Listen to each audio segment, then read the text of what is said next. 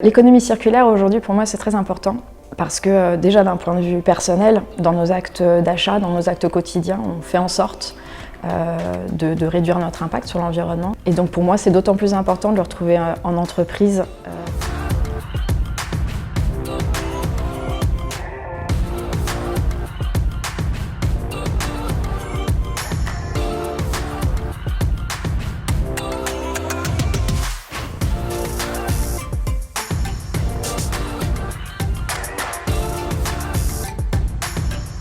3 mots pour décrire l'économie circulaire, pour moi, d'une part c'est vital, parce qu'à partir du moment où on a compris qu'on était dans un monde avec des limites physiques finies, on comprend qu'on ne peut plus être dans un système linéaire où on consomme et on jette.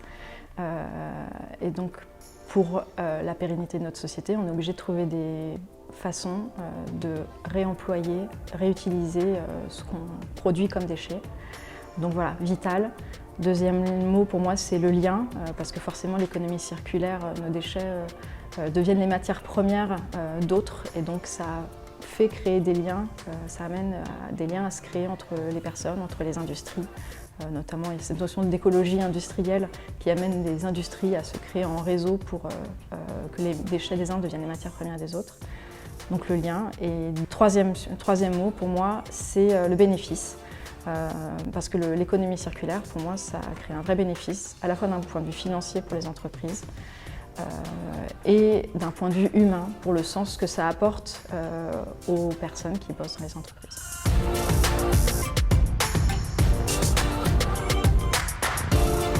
Alors le déclic, aussi loin que je me souvienne, ça a été, je crois, le naufrage de l'Erika. Je pense que j'étais déjà un peu sensibilisée aux questions environnementales, mais le naufrage de l'Erika, ça a été pour moi un vrai choc. Je me revois devant la télé, voir les images. De ce moment-là, j'ai cherché comment professionnellement je pouvais orienter ma carrière pour travailler sur ces thématiques. Et le déclic qui m'a vraiment menée à l'action, qui a été une rupture, c'était mon expérience dans l'industrie de l'emballage, sur des fonctions supply chain, où on était dans une période où les tubes qu'on fabriquait se voulaient de plus en plus petits, on allait sur l'unidose, et là pour moi ça a été trop, ça fait une vraie dissonance cognitive entre mon envie de sauver la planète et le travail que j'exerçais. Du coup ça m'a amenée à quitter ma boîte et à repartir me former en école d'ingénieur pour aller sur ces sujets-là.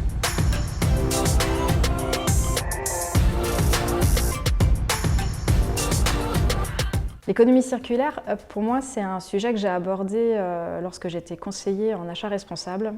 J'étais auprès des populations d'acheteurs et des acheteurs stratégiques, notamment pour les fournitures industrielles et les prestations de travaux à la SNCF.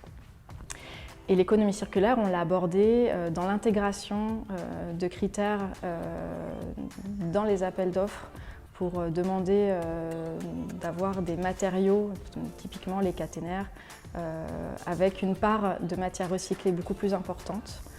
Donc dans la partie fourniture et dans la partie travaux, SNCF était déjà pas mal en pointe sur les sujets de réemploi des produits de voies déposés, le ballast, les traverses.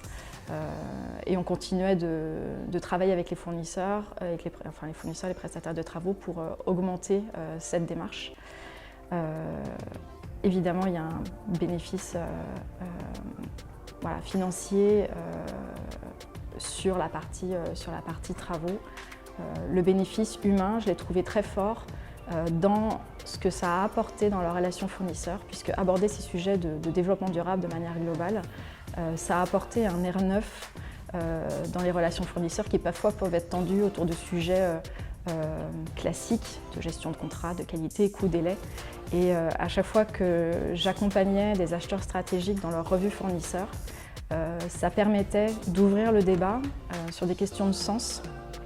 Et les acheteurs nous faisaient retour comme quoi ça apportait du coup une vraie valeur ajoutée dans la relation avec leur fournisseur.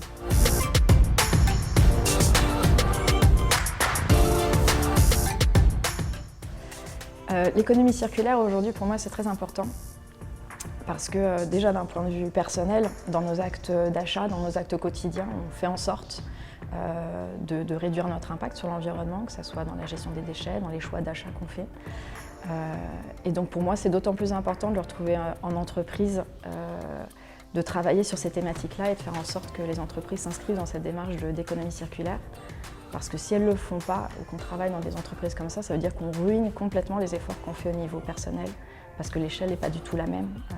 Les quelques pots de yaourt ou les quelques déchets qu'on peut vouloir trier chez nous, l'effort qu'on fait, on multiplie cette échelle par 100 au niveau des entreprises. Du coup, si les entreprises ne le font pas, ça veut dire que ce qu'on fait chez nous, c'est 20 également.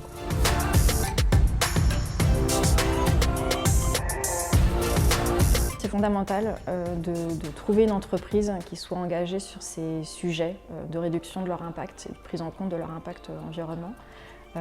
Après, une politique, elle peut être soit déjà avancée, soit au tout début. Et si c'est qu'un désir naissant, c'est déjà une bonne chose parce qu'il n'est jamais trop tard pour se lancer.